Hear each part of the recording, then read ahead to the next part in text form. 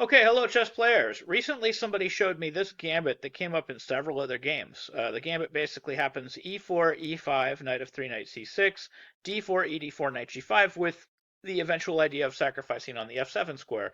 Now, when I looked at this gambit initially, and I started coming up with ideas for black, I actually came up with what amounted to the computer refutation of it kind of on my own without knowing any of the actual computer moves without running it through the engine.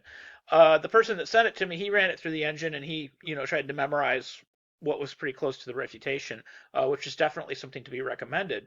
But it made me realize that these types of positions are actually kind of difficult to play if you haven't seen analogous positions or if you haven't had analogous positions in your own games.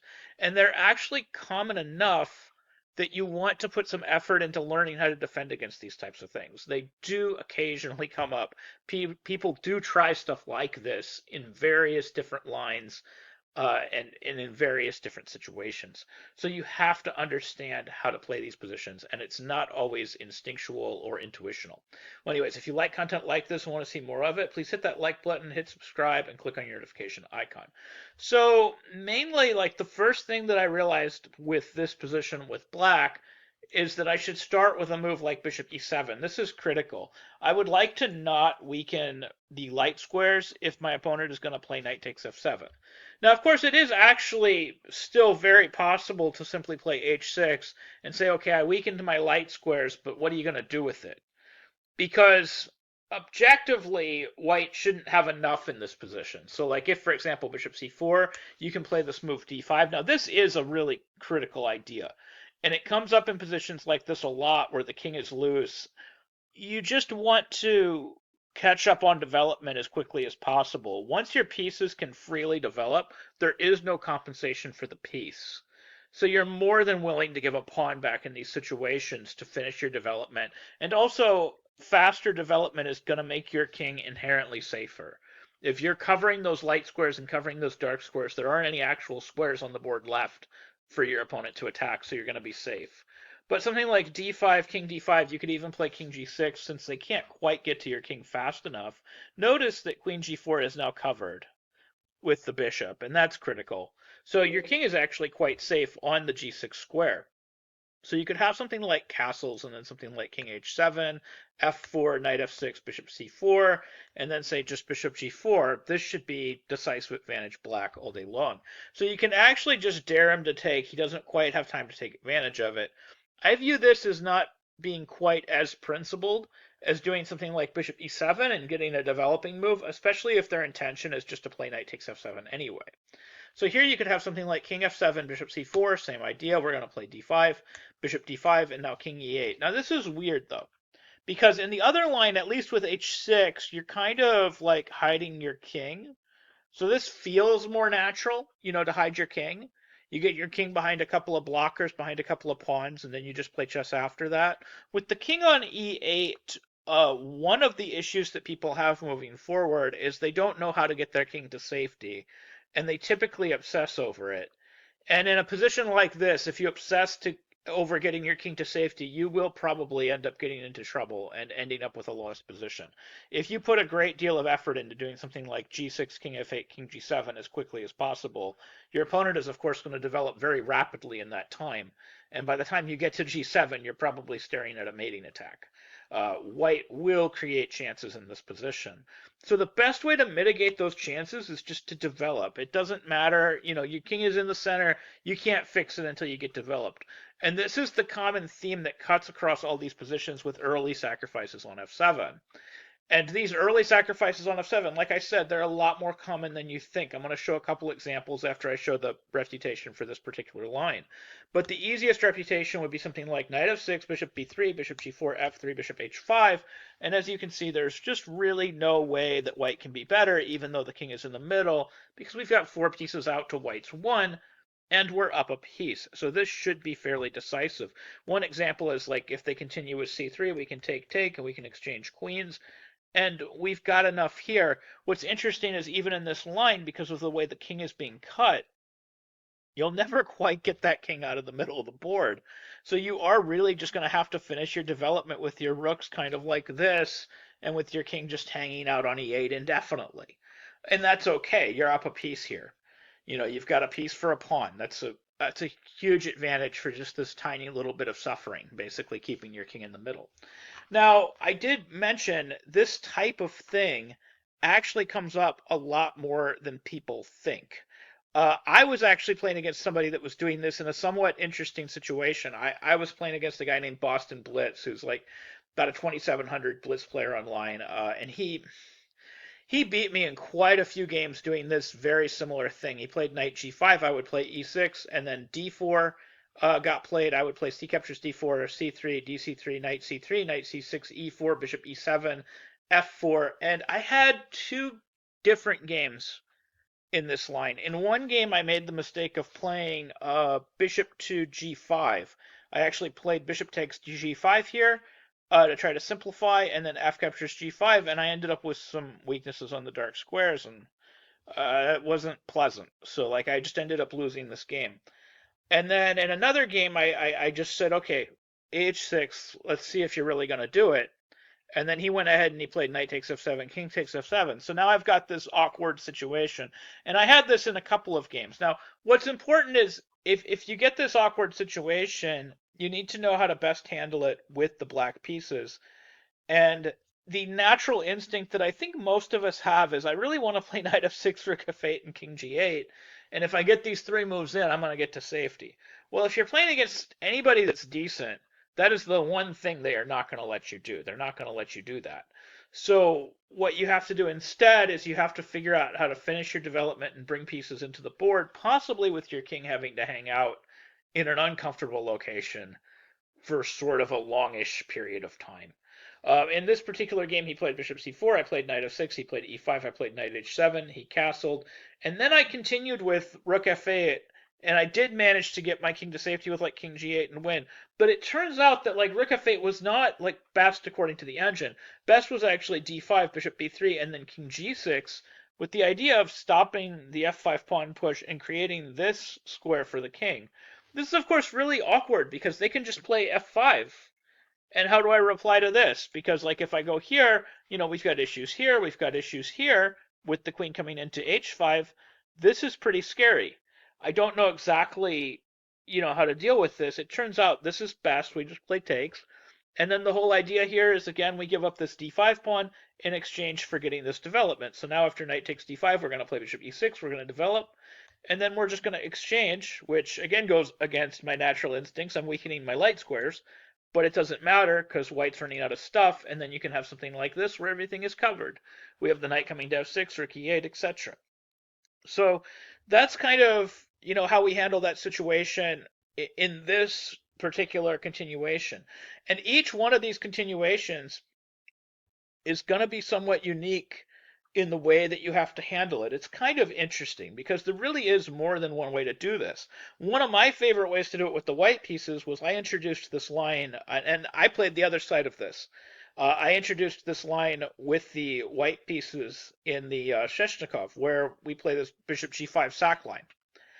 And it's interesting because like it sacrifices a piece, and in exchange for sacrificing this piece, we basically are going to eventually get this king on e8 to come to the f7 square, because at this point already there's no preventing bishop b6 followed by knight c7 check with the king coming to f7. And again, we have this same kind of awkward situation where it's not clear how white finishes development because, of course, in this case, the pawns are physically in the way. It's very cramped, it's very awkward, and the instinct, again, is to try to evacuate with something like g6 and get that king to safety. So, like, one example is I actually played this position against a GM online with the white pieces, and the GM replied with rook b8, which is a mistake. Correct here is to develop. It's to play bishop b6, bishop to e6, and just develop and just try to deal with things in the middle the way they are. And hopefully black should come out of this with some sort of advantage, although this position's a little less clear than the other ones, because you are getting some form of compensation. At the very least, you're going to get an exchange back for the material that you sacrificed so far. But if you were to play something like rook b8 and try to keep everything, bishop b6, queen d7, bishop takes b5, g6 for the escape route, and I've had more than one person play it, but I did have one game against a GM that went down this path. It went knight c7, king f7, and then bishop c4, and it seems like okay, black got to safety, but in reality, black is completely lost with his king on g6. Well, not completely lost, but already white has a slight edge starting with the move knight to e6, because according to the engine, the only good move is to sacrifice the queen. Now, what's interesting is once you sacrifice the queen, probably most of black's problems are solved. Black is really close to equality. It is slight edge white, though, like queen e6, bishop e6, bishop e6. It's like a weird position. Three pieces for the queen, but, white has slightly better chances because we have, like, this idea. Like a4, a5, a6 is very uncomfortable, as it turns out. So if they play something else, like if they play king to h6, for example, the idea of queen g4 is very strong. Now, best play here is bishop e3 check first, g5, and then queen g4, and that's basically just to safeguard this knight and get rid of this possibility of sacrificing the queen, and also to threaten the move h4 followed by h takes g5, and this was a winning attack for white. So, we would have something like bishop e7, h4, king g6, hg5, sg5, queen f5 is mate would be a for instance. My game against the Grandmaster ended a little differently. After g5, I played the incorrect. I played h4, and then my opponent decided he wanted to sidestep that check, and I played knight f8 check, of course forking the king and queen, and that prompted my opponent to resign. So he ended up in he was going to lose his queen, and he had no compensation for that. Now, that brings us back to how do we handle these goofy gambits? Because again, they come up a surprising amount of time. Another example would be something like the Cochrane gambit. Knight f3, knight f6, knight takes e5, d6, knight takes f7, king f7, d4. This is a really reasonable gambit, actually. You get the king to the center. You've gotten 2 pawns for it, so you've got some compensation. A lot of these gambits where white gets 2 pawns, it's actually not so clear if white doesn't have enough compensation. That's similar to my gambit in the Strenigan. Like it ends up being you sacrifice a piece initially, but then you get the exchange. So you end up sacrificing 2 pieces for a rook, which almost isn't a sacrifice. It's almost the same point value. Here you have 2 pawns for a piece. We're very close to the same point value.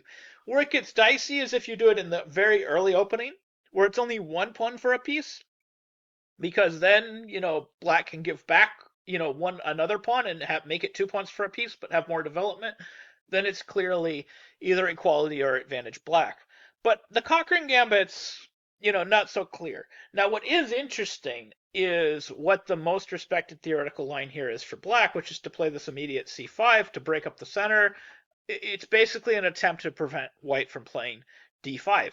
And one of the ideas here is if they play something like, say, d captures c5, we have no intention of capturing this back. Now, the old way that people used to play this, like the most principled move, I guess, is something like knight c6. We just develop and we catch up in development. And that was just how everybody used to play chess. We used to play c5, dc5, knight c6, and then we felt confident that we were okay because we're developing. The way the computer wants to play it is d5. So again, this repeated theme, now we have bishop coming to c5. If e4, the computer actually wants to play knight to e4, and then you have a clear pathway to develop all of your pieces.